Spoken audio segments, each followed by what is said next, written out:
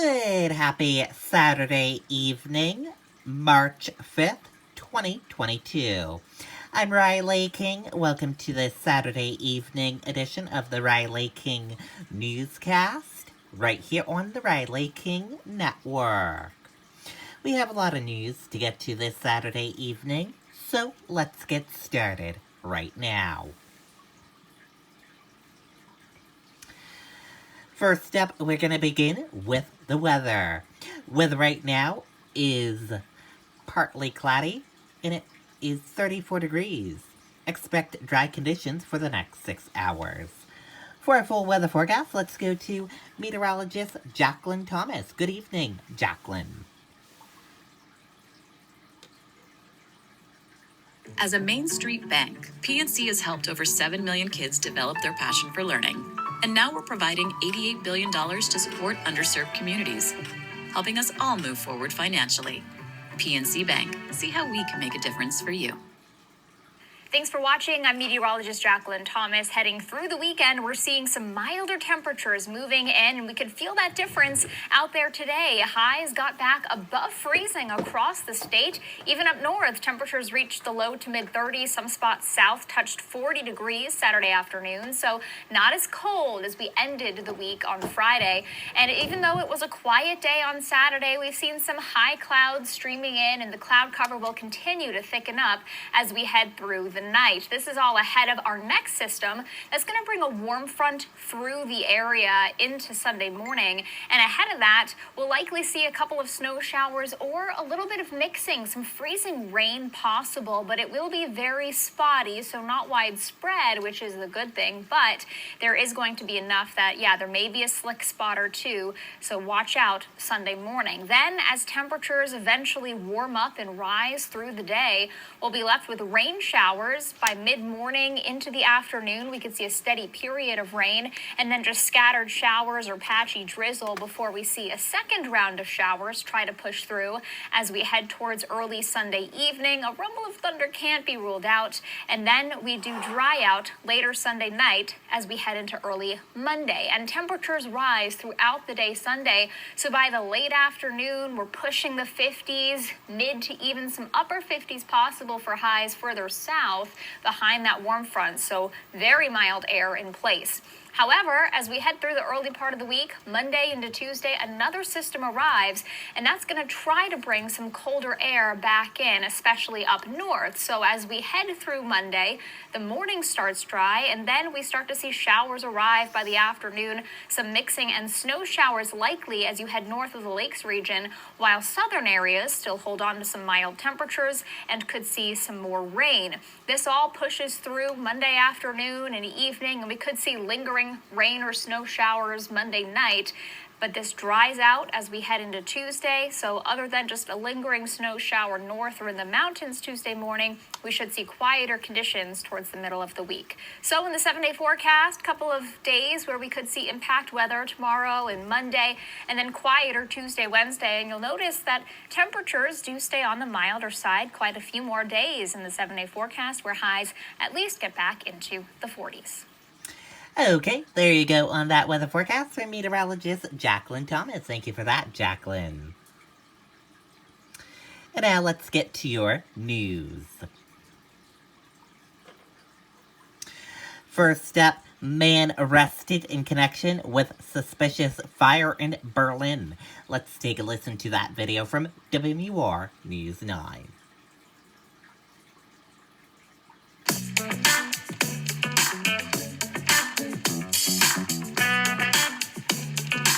Berlin police have arrested a man wanted in connection with a suspicious house fire in Berlin.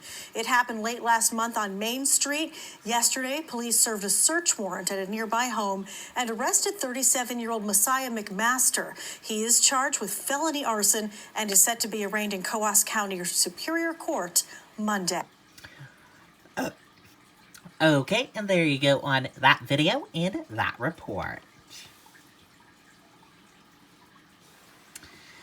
And let's take a look at this. Bethlehem Gear Library, helping make outdoors accessible to all. Let's take a listen to that video from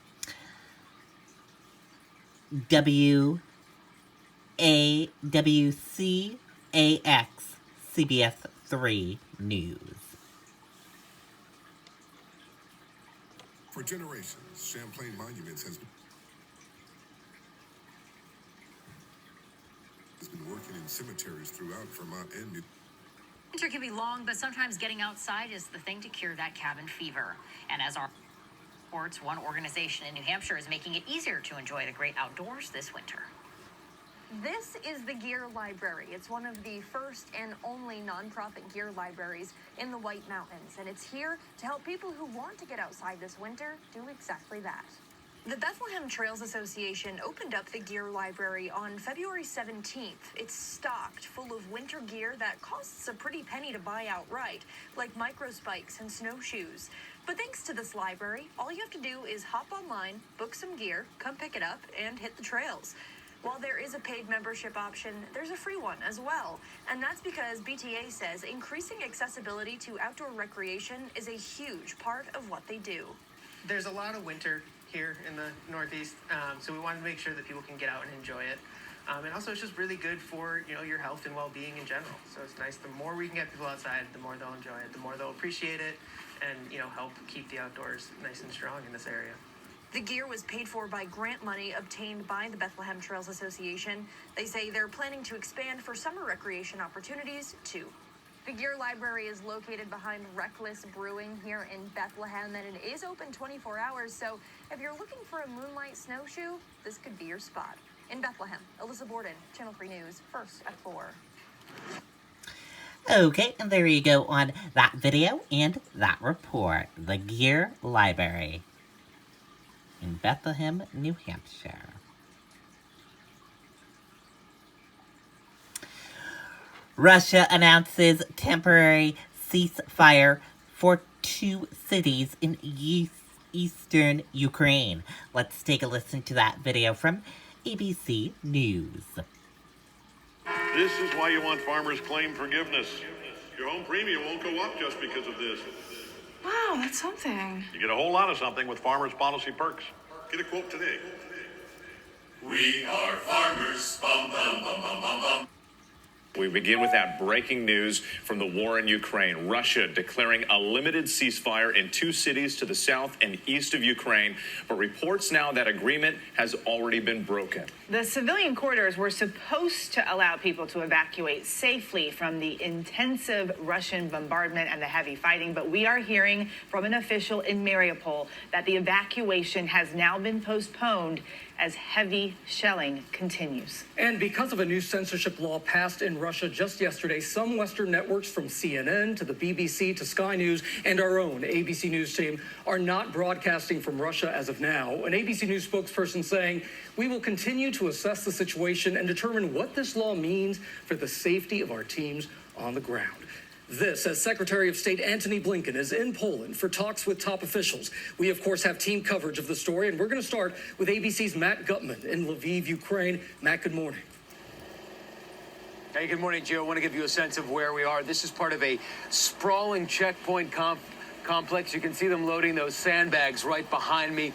Now, increasingly in this conflict, civilians in the crosshairs. You mentioned that brief 5-hour ceasefire in those 2 cities in the east. We hear there is shelling in Mariupol. Just heard from the president's office, Zelensky's people telling people, go back home. The evacuation is canceled. Get in your bomb shelters. This morning, that merciless Russian onslaught against civilian targets intensifying. Social media video showing an apartment complex in Chernihiv, north of Kiev, fires still smoldering. Survivors screaming and scurrying for cover. 47 people killed, according to authorities. The Russians also targeting a school west of the capital, gutting the building, charred textbooks amidst the debris. The Russians also taking the southern city of Kherson and focusing their fire on Ukraine's second largest city of Kharkiv. But early this morning, Russia reportedly violating a 5-hour ceasefire in the hard-hit cities of Mariupol and Volnovakha in the east. Ukrainian officials now saying the Russians shelled the humanitarian corridor as civilians tried to flee. Authorities in those cities calling off the evacuation of civilians and urging them to get into bomb shelters. Overnight, Ukraine's president criticizing NATO for rebuffing his plea for a no-fly zone and saying all of the people who die from this day forward will die because of you. And overnight, Zelensky posting another video on social media, both proof of life and encouragement to his people, affirming he is still in Kyiv. Nobody ran away. We are still working, he said. I'm here in my place. NATO has accused Russia of using cluster bombs in Ukraine, which kill indiscriminately and are banned under international law. The suffering we've already seen is likely to get worse before it gets better for as long as Russia pursues these methods. The U.S. and NATO are supplying weapons and diplomatic cover, condemning Russia for attacking this nuclear power plant in Zaporizhia. But the fire just 1,500 feet from the reactors was put out and no radiation detected. By the grace of God, the world narrowly averted a nuclear catastrophe last night. Meantime, Ukraine sabotaging bridges to slow the advance of a Russian column that at one point had been 40 miles long. It appears stalled about 17 miles from Kyiv. And everywhere in this besieged country, men and women joining a budding resistance.